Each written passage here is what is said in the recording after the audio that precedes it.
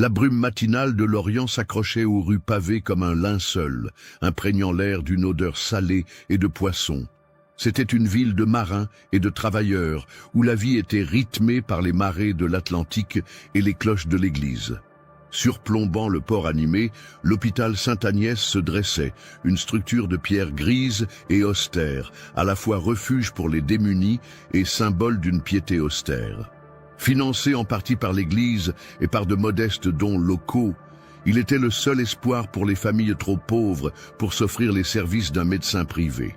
C'est entre ces murs froids et humides que des centaines d'enfants furent confiés, leurs parents priant pour des miracles que la médecine du milieu du XIXe siècle pouvait rarement offrir. Le docteur André Laurent était une figure imposante au sein de cet établissement. Grand, la posture droite et le regard perçant, il inspirait une confiance quasi immédiate. Dans une époque où la chirurgie était encore un art barbare, ses mains étaient considérées comme les plus stables de la région. Il parcourait les couloirs avec une autorité silencieuse, son nom murmuré avec un mélange de respect et de crainte par les infirmières et les aides-soignants. Pour les habitants de l'Orient, il était un pilier de la communauté, un homme de science et de foi dévoué à soulager la souffrance des plus vulnérables. Mais derrière le masque du médecin respectable se cachait une obscurité que personne n'aurait pu imaginer. Dans les salles communes des enfants, l'odeur âcre de l'éther se mêlait à celle de la maladie. Les lits en fer étaient alignés en rangées serrées, chacun occupé par un petit corps, luttant contre la fièvre, la toux ou des maux plus graves. C'était le domaine du docteur Laurent. C'est là qu'il menait ses examens, souvent tard le soir, lorsque les couloirs étaient silencieux et que la plupart du personnel était rentré chez lui. Il prétendait que le calme de la nuit était plus propice à la concentration, une explication que personne n'osait contester. Sophie, une fillette de 12 ans aux yeux vifs et aux tresses brunes, était arrivée à Sainte-Agnès avec une forte fièvre qui ne voulait pas baisser. Elle se souvenait de la première fois que le docteur Laurent l'avait examinée. Il avait demandé à l'infirmière de quitter la pièce, tirant un lourd paravent autour de son lit. Sa voix était douce, presque apaisante, mais ses mains étaient froides et insistantes. L'examen semblait étrange, différent des touchés habituels d'un médecin. Un frisson de malaise la parcourut, un sentiment qu'elle ne pouvait nommer, mais qui s'installa profondément dans son ventre. Lorsqu'il eut terminé, il lui tapota la tête et lui dit qu'elle était une brave petite fille. Sophie ne se sentit pas brave. Elle se sentit souillée et confuse. Elle n'était pas la seule. Marc, un garçon de 13 ans hospitalisé pour une jambe cassée, observait tout depuis son lit, situé à l'autre bout de la salle. Il avait remarqué le manège du docteur Laurent. Il voyait quels enfants il choisissait pour ses consultations nocturnes. C'étaient toujours les plus calmes, ceux qui semblaient les plus seuls. Il voyait la peur dans leurs yeux lorsqu'ils revenaient derrière le paravent, un silence pesant s'installant sur eux. Marc avait essayé d'en parler à une infirmière, une jeune femme au visage fatigué. Elle avait haussé les épaules, lui disant de ne pas s'inquiéter. Le docteur Laurent sait ce qu'il fait. C'est un grand médecin. La hiérarchie de l'hôpital était rigide comme la pierre de ses murs. La parole d'un enfant des rues ne pesait rien face à celle d'un chirurgien respecté. Le personnel de l'hôpital, bien que souvent bien intentionné, était un mélange d'ignorance et de peur. Les infirmières, pour la plupart des religieuses ou des jeunes femmes sans formation médicale formelle, obéissaient aux ordres sans poser de questions. Elles étaient habituées à la souffrance et à la mort, et les caprices apparents des enfants étaient souvent mis sur le compte de leur maladie ou de leur imagination. Le docteur Paul Renaud, un jeune médecin récemment arrivé de Paris, avait bien tenté d'exprimer ses inquiétudes concernant les méthodes peu orthodoxes de Laurent. Il avait remarqué que Laurent administrait de l'éther pour des examens qui ne semblaient pas le nécessiter, et que son comportement avec les jeunes patientes était parfois trop familier. Ses préoccupations furent balayées d'un revers de main par l'administrateur de l'hôpital, un homme pieux plus soucieux de la réputation de l'établissement que du bien-être réel des patients. Peu de temps après, le docteur Renaud fut muté dans une paroisse rurale isolée. un avertissement clair pour quiconque oserait remettre en question l'autorité établie. Pendant ce temps, le docteur Laurent consignait méticuleusement ses actes. Dans son bureau, une pièce sombre, lambrissée de bois, se trouvait une armoire solidement verrouillée. À l'intérieur, des journaux reliés en cuir contenaient les détails de ses crimes. Chaque entrée était notée avec une précision clinique. Le nom de l'enfant, son âge, sa maladie, et une description froide et détachée de l'agression, qu'il qualifiait d'études anatomiques ou de procédures expérimentales. Pour lui, ces enfants n'étaient pas des êtres humains, mais des sujets, des corps à sa disposition pour satisfaire ses pulsions les plus sombres sous le couvert de la science. Il y avait déjà des dizaines de noms dans ces registres, le début d'une collection macabre qui ne cesserait de s'agrandir au fil des ans. Sophie et Marc, liés par une méfiance commune, commencèrent à communiquer par des regards et des chuchotements lorsque les infirmières avaient le dos tourné. Marc, dont la jambe commençait à guérir, pouvait se déplacer avec des béquilles. Il devint les yeux et les oreilles de Sophie. Il notait les allées et venues du docteur Laurent, les heures de ses visites, les enfants qu'il emmenait. Sophie, de son côté, écoutait. Elle entendait les sanglots étouffés la nuit, les murmures effrayés. Il ne comprenait pas encore toute l'horreur de la situation, mais il savait une chose avec certitude. Le monstre de leur cauchemar portait une blouse de médecin et marchait en plein jour dans les couloirs de l'hôpital Sainte-Agnès. Leur enfance avait été volée, mais une graine de rébellion commençait à germer dans l'ombre de la peur. Les années passèrent. Le flux incessant d'enfants malades continuait de remplir les lits de Sainte-Agnès et l'ombre du docteur Laurent continuait de planer sur les salles. En 1874, l'hôpital était devenu un labyrinthe de secrets et de silence. Sophie et Marc étaient désormais de jeunes adolescents.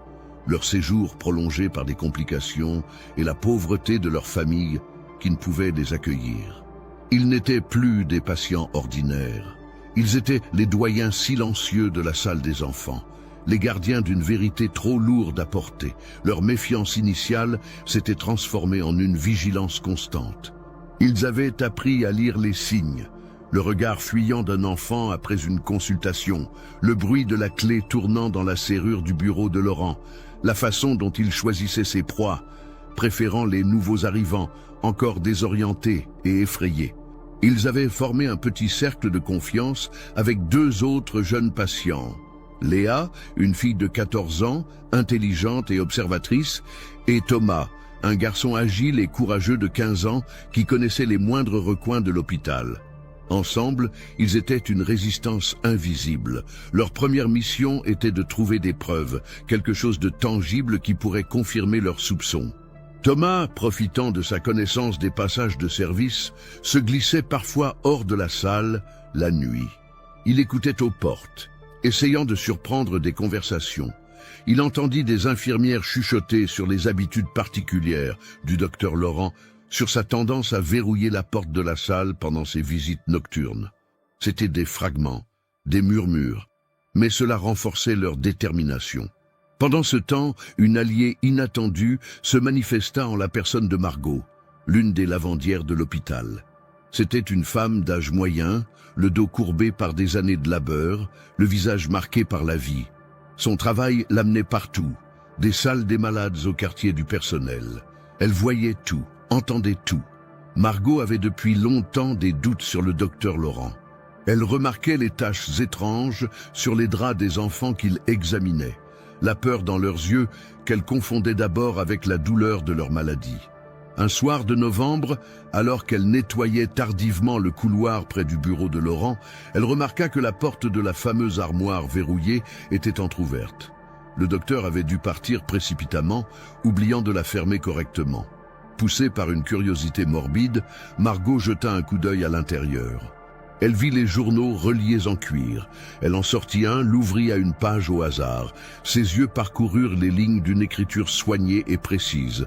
Elle ne comprit pas tous les termes médicaux, mais elle comprit les noms, les âges et la nature horrible des descriptions qui suivaient. Le sang se glaça dans ses veines. Page après page, c'était la même litanie d'horreur. Elle compta les noms, des dizaines, des centaines, des enfants qu'elle avait vus, dont elle avait lavé les vêtements. Horrifiée, elle referma le journal, le remit à sa place et referma l'armoire, le cœur battant à tout rompre. Margot ne pouvait garder ce secret pour elle. Elle pensa d'abord aller voir l'administrateur, mais elle savait qu'il ne l'écouterait pas. Elle était une simple lavandière. Elle se souvint alors d'Élise, une infirmière laïque qui se distinguait des autres. Élise était plus âgée, formée aux remèdes à base de plantes par sa grand-mère, et possédait une compassion et une indépendance d'esprit rare à Sainte-Agnès. Elle avait souvent exprimé à voix basse son malaise face aux méthodes du docteur Laurent. Le lendemain, Margot attendit Élise à la fin de son service. D'une voix tremblante, elle lui raconta ce qu'elle avait vu. Élise écouta, son visage devenant de plus en plus pâle. Les soupçons qu'elle nourrissait depuis des années prenaient soudain une forme monstrueuse. Elle savait qu'elle devait agir, mais la peur la paralysait. Dénoncer Laurent signifiait risquer son poste, sa réputation et peut-être même sa sécurité. Mais l'image de ces centaines de noms d'enfants la hantait. Pendant ce temps, à l'intérieur de la salle, le groupe de Sophie prenait des risques de plus en plus grands. Sophie, hantée par son propre traumatisme, avait commencé à tenir un registre secret. Sur des morceaux de papier volés, des bouts de parchemin récupérés, elle notait les dates, les noms des enfants emmenés par Laurent et l'heure de leur retour. C'était sa propre version du journal macabre du docteur, un contre-récit de la souffrance. Elle cachait son registre sous une lame de plancher décellée près de son lit. Marc et Thomas, de leur côté, planifiaient un acte audacieux, voler la clé du bureau de Laurent. Ils avaient observé sa routine pendant des semaines. Il laissait toujours son trousseau de clés sur son bureau lorsqu'il allait dîner. Thomas, le plus agile, se porta volontaire. Un soir, alors que Laurent était parti, Thomas se glissa hors de la salle, le cœur battant la chamade. Il réussit à atteindre le bureau, à prendre l'empreinte de la clé dans un morceau de savon volé et à revenir sans être vu. Avec l'aide d'un serrurier sympathique du port, un ami de son père décédé, ils réussirent à fabriquer un double. La nuit suivante, armés de la clé, Marc et Thomas pénétrèrent dans le bureau du diable. La pièce était silencieuse, sentant le cuir et l'antiseptique. Ils n'osèrent pas toucher à l'armoire, sachant qu'elle contenait les journaux. Ils cherchaient autre chose, quelque chose de plus facile à transporter, à cacher. Sous le bureau, ils trouvèrent un coffre en bois non verrouillé. À l'intérieur, l'horreur prit une nouvelle dimension. Le coffre contenait des croquis anatomiques d'enfants, des dessins d'une précision troublante, annotés de commentaires dégradants. Il y avait aussi des notes personnelles, des réflexions de Laurent sur ses expériences, révélant une psyché profondément dérangée. Leur découverte fut interrompue par le bruit de pas dans le couloir. Paniqués, ils refermèrent le coffre, mais dans leur hâte, ils firent tomber un livre. Le bruit alerta un veilleur de nuit. Marc réussit à s'enfuir, mais Thomas fut attrapé. Traîné devant l'administrateur le lendemain matin, il fut accusé de vol et de vagabondage. Malgré ses protestations, sa parole ne valait rien. Pour étouffer tout scandale potentiel, il fut déclaré délinquant et envoyé dans une maison de correction, un lieu redouté d'où peu d'enfants revenaient indemnes. La perte de Thomas fut un coup terrible pour le petit groupe. Ils avaient perdu un ami et un allié précieux. La peur s'intensifia. Le registre de Sophie, caché sous le plancher, devint leur dernier et plus précieux espoir. Ils savaient qu'ils ne pouvaient plus agir seuls. Ils avaient besoin d'aide extérieure, de quelqu'un qui aurait le pouvoir de faire éclater la vérité au grand jour. Leurs regards se tournèrent vers le monde au-delà des murs de l'hôpital, vers la ville de Lorient qui ignorait encore tout du monstre qu'elle abritait. La décision d'Élise était prise. Les paroles de Margot et la disparition soudaine de Thomas la convainquirent qu'elle ne pouvait plus rester silencieuse. Risquant tout, elle mit au point un plan dangereux. Elle savait qu'elle ne pouvait pas voler les journaux du docteur Laurent. Leur absence serait immédiatement remarquée. Elle devait les copier. Pendant plusieurs nuits, prétextant des tâches supplémentaires, elle utilisa le double de la clé que Marc lui avait secrètement remis pour s'introduire dans le bureau de Laurent. À la lueur tremblante d'une bougie, les mains moites, elle recopia des pages entières des registres sur des feuilles de parchemin qu'elle avait achetées en ville. Chaque mot qu'elle transcrivait était une torture, chaque nom d'enfant une blessure à l'âme. Elle choisit les entrées les plus accablantes, les plus détaillées, celles qui ne laissaient aucune place au doute. Une fois sa tâche macabre accomplie, Élise se tourna vers le seul homme en ville qu'elle pensait capable de l'aider, Julien Moreau. Julien était un imprimeur local, connu pour ses pamphlets politiques et son mépris de l'autorité. C'était un homme passionné par la justice, dont l'atelier d'imprimerie, situé dans une ruelle sombre près du port, était un foyer de pensée dissidente. Son père avait été un républicain convaincu et Julien avait hérité de son esprit rebelle. Élise le rencontra secrètement à la nuit tombée. Elle lui présenta les pages recopiées, son visage grave à la lumière de la lanterne. Julien lut les parchemins, son expression passant de l'incrédulité à la fureur. Il avait entendu des rumeurs sur Sainte-Agnès, mais la réalité dépassait tout ce qu'il aurait pu imaginer. Il regarda Élise, une simple infirmière qui avait risqué sa vie pour cette vérité. « Ceci doit être publié », dit-il d'une voix rauque. « Le monde doit savoir. » Julien se mit immédiatement au travail, mais il se heurta rapidement à un mur de résistance. Il tenta d'abord d'alerter les autorités locales. Le prévôt de Lorient, un homme étroitement lié aux notables de la ville et à l'église, examina les copies avec dédain. « Ce ne sont que des copies », déclara-t-il. « Sans les originaux, cela ne prouve rien. Ce ne sont que des calomnies contre un homme respectable. » Il laissa entendre que la publication de telles accusations entraînerait de graves conséquences pour l'imprimeur. L'Église, principal bienfaiteur de l'hôpital, fut encore plus prompte à étouffer l'affaire. L'évêque, informé par l'administrateur de l'hôpital, qualifia les accusations de mensonges diaboliques visant à discréditer une institution sainte. Ils rappelèrent une vieille histoire. En 1860, le docteur Laurent avait déjà fait l'objet d'une réprimande pour conduite inappropriée avec des patients, mais l'affaire avait été rapidement classée, considérée comme un simple malentendu. Cette information, loin de l'incriminer, fut utilisée pour le défendre.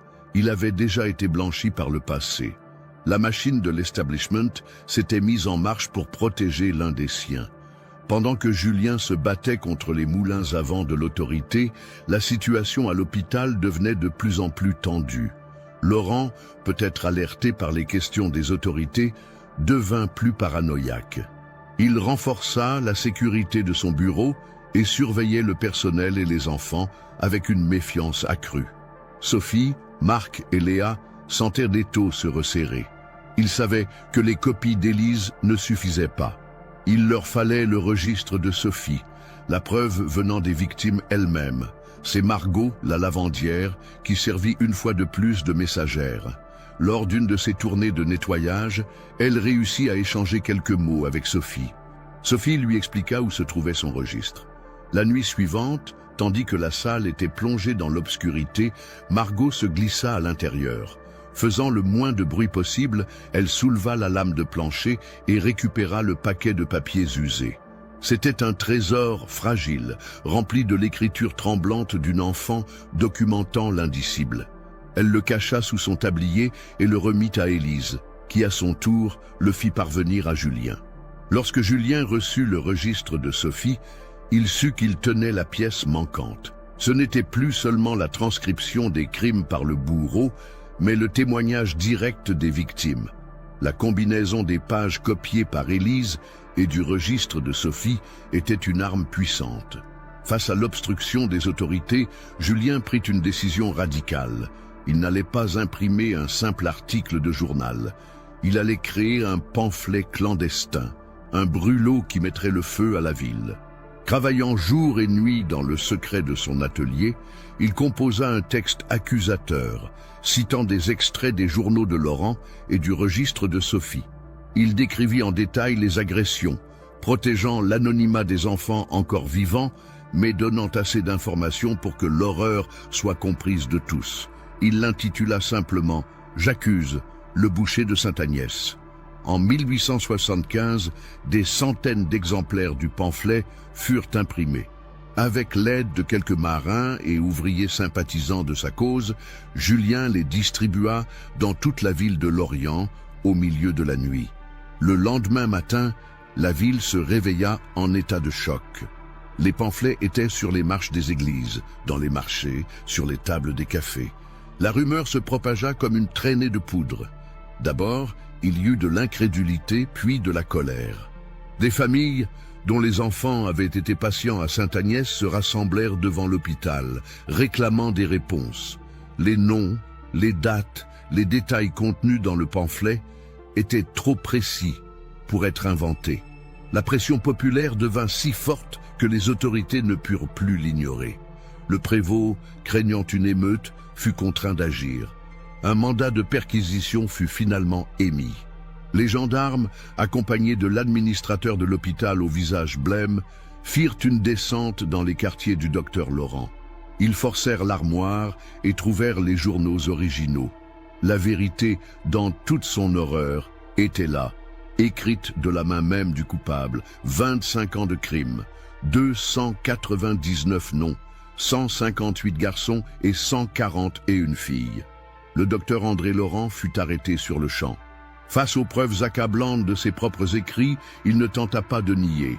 Il avoua la plupart des faits, mais avec une arrogance glaçante, il affirma que ses actions étaient justifiées par la nécessité médicale de l'époque, qu'il n'avait fait que faire avancer la science. Sa confession, dépourvue de tout remords, ne fit qu'attiser l'indignation publique. Le secret le plus sombre de l'Orient avait enfin été exposé à la lumière crue du jour. L'arrestation du docteur Laurent envoya une onde de choc qui dépassa largement les frontières de l'Orient. L'affaire des 299 enfants de Sainte-Agnès devint un scandale national repris par les journaux de Paris et d'ailleurs. Le procès, pour des raisons de sécurité et pour garantir une plus grande impartialité, fut délocalisé à Vannes, la préfecture du Morbihan, et fixé pour le printemps 1876.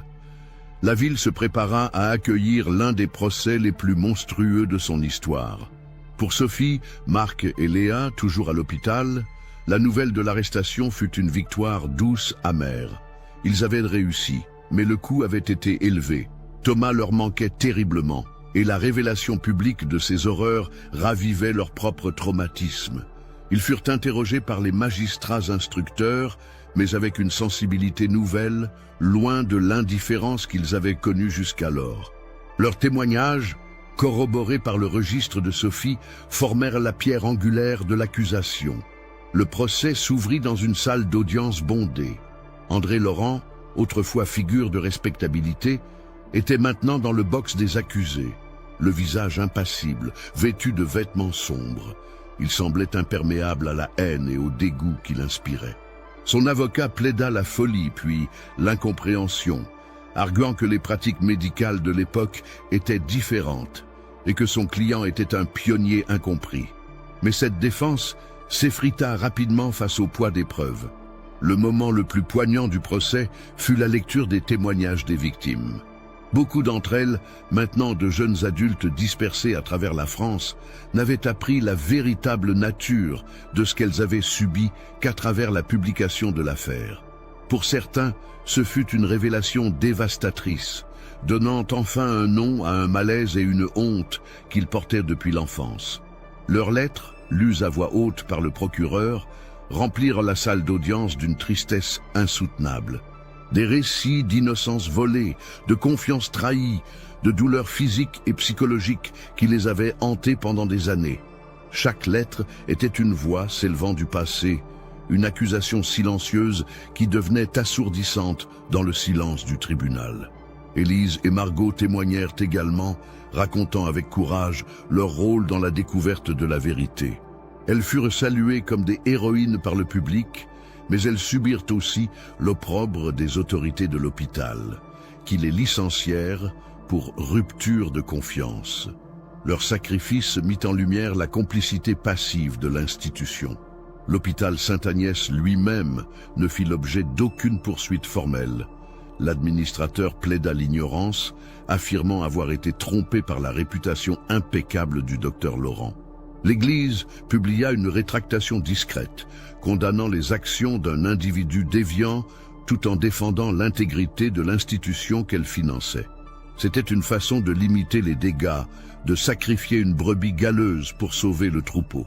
Cette absence de responsabilité institutionnelle laissa un goût amer à beaucoup, en particulier aux victimes. Le point culminant du procès fut la présentation des journaux de Laurent. Le procureur en lut des extraits, sa voix chargée d'une colère contenue. Les descriptions cliniques et détachées des agressions, juxtaposées à la douleur palpable des lettres des victimes, créèrent un contraste insupportable. La salle écoutait, horrifiée. Même les juges, des hommes habitués aux aspects les plus sombres de la nature humaine, semblaient ébranlés. Finalement, le verdict tomba. André Laurent fut reconnu coupable de la quasi-totalité des chefs d'accusation. Il fut déchu de son titre de médecin et condamné à la réclusion à perpétuité dans un bagne, la peine la plus sévère possible. Alors que la sentence était prononcée, il ne montra aucune émotion, son arrogance intacte jusqu'à la fin. Il fut emmené hors du tribunal sous les huées de la foule, son nom destiné à devenir synonyme de monstre. Pour Julien Moreau, l'imprimeur, la victoire eut un prix. Bien qu'il ait été l'instrument de la justice, ses méthodes clandestines et son défi ouvert à l'autorité lui valurent de puissants ennemis. Accusé de sédition et de troubles à l'ordre public, il fut contraint à l'exil. Il quitta la France, mais son pamphlet devint une légende, un exemple du pouvoir de la presse et du courage citoyen. À Lorient, l'hôpital Sainte-Agnès était désormais marqué d'une tache indélébile. Les salles où Laurent avait commis ses crimes furent fermées, puis abandonnées. Personne ne voulait plus y travailler, ni y envoyer ses enfants. L'aile pédiatrique devint un mémorial silencieux et poussiéreux, ses lits vides témoignant de l'horreur qui s'y était déroulée. La communauté était à jamais changée, sa confiance dans ses institutions brisée. Le procès avait apporté une condamnation, mais la guérison, elle, prendrait beaucoup plus de temps. La fin du procès ne marqua pas la fin de l'histoire, mais le début d'un long et difficile processus de reconstruction, tant pour les individus que pour la communauté. Les cicatrices laissées par les crimes d'André Laurent étaient profondes, et la lumière de la vérité, bien que nécessaire, avait révélé des blessures qui ne se refermeraient peut-être jamais complètement. Sophie, qui avait passé une grande partie de son adolescence entre les murs de Sainte-Agnès, trouva dans cette épreuve une force insoupçonnée. Son registre, cet acte de résistance silencieux, avait été la clé de la justice. Elle refusa de se laisser définir par son statut de victime. Poussée par un désir ardent de protéger d'autres enfants, elle devint une ardente défenseur de la protection de l'enfance. Bien qu'elle n'ait pas d'éducation formelle, sa voix portait le poids de l'expérience. Elle s'adressa aux conseils municipaux, aux groupes de charité, racontant son histoire non pas pour attirer la pitié, mais pour exiger des réformes. Son courage inspira des changements locaux. De nouvelles réglementations furent mises en place dans les orphelinats et les hôpitaux de la région, exigeant la présence d'un tiers lors des examens médicaux sur les enfants et créant des mécanismes pour que les plaintes des plus jeunes soient entendues. Marc et Léa, unis par leur expérience commune, choisirent une autre voie de guérison. Traumatisés par la médecine qui avait été utilisée comme une arme contre eux, ils se tournèrent vers des formes de soins plus humaines. Ils devinrent apprentis auprès d'une sage-femme et d'un herboriste locaux, apprenant à soigner les corps et les esprits avec compassion et respect. Ils consacrèrent leur vie à leur communauté, offrant des soins aux pauvres et s'assurant que personne ne se sente aussi seul et impuissant qu'ils l'avaient été. Leur travail était un hommage silencieux à Thomas et à tous les autres enfants qui n'avaient pas survécu ou dont la vie avait été brisée. Le sort de Thomas fut finalement connu. Grâce aux efforts de Sophie, il fut retrouvé dans la maison de correction, sa santé brisée par les mauvais traitements. Il fut libéré, mais il n'était plus le garçon courageux et agile que ses amis avaient connu. L'épreuve l'avait laissé fragile et méfiant. Marc et Léa le prirent sous leur aile, lui offrant un foyer et des soins. Lentement, très lentement, Grâce à leur amitié indéfectible, une partie de son ancien esprit commença à refaire surface. Élise et Margot, bien qu'ostracisées par l'establishment médical, trouvèrent le respect et le soutien de la population de Lorient. Elles ouvrirent une petite herboristerie qui devint un lieu de confiance pour de nombreuses familles, un endroit où l'on venait chercher non seulement des remèdes, mais aussi une oreille attentive. Leur courage ne fut jamais officiellement reconnu, mais leur héritage perdura dans la mémoire de ceux qu'elles avaient aidés. L'hôpital Sainte-Agnès ne se remit jamais complètement du scandale. L'aile pédiatrique abandonnée devint un lieu hanté dans l'imaginaire local, un rappel constant de la tragédie. Des années plus tard, le bâtiment fut en grande partie démoli et reconstruit, comme pour tenter d'effacer les taches du passé. Mais on ne pouvait pas démolir les souvenirs. L'histoire des 299 enfants devint un conte d'avertissement, transmis de génération en génération à Lorient. Un rappel sombre que les monstres peuvent porter les masques les plus respectables. André Laurent mourut des années plus tard dans l'anonymat et la misère du bagne en Guyane, son nom effacé des annales de la médecine. Julien Moreau, depuis son exil en Suisse, continua d'écrire, devenant une voix importante pour les droits de l'homme, son pamphlet sur l'affaire Sainte-Agnès restant son œuvre la plus célèbre. Des décennies plus tard, alors que le XXe siècle approchait, Sophie, devenue une vieille femme respectée, se tenait parfois sur le port de Lorient, regardant l'emplacement de l'ancien hôpital. Elle pensait à tous ces visages d'enfants, à leur peur, à leur courage. L'histoire des 299 enfants de Sainte-Agnès n'était pas seulement une histoire de souffrance et de ténèbres. C'était aussi une histoire de résilience, d'amitié et du courage extraordinaire de quelques personnes ordinaires. Une infirmière, une lavandière, un imprimeur et un groupe d'enfants qui avaient refusé de laisser le silence l'emporter. Leur combat avait apporté la lumière dans l'un des chapitres les plus sombres de la médecine, laissant derrière lui non seulement des cicatrices, mais aussi un héritage durable de vigilance et d'espoir.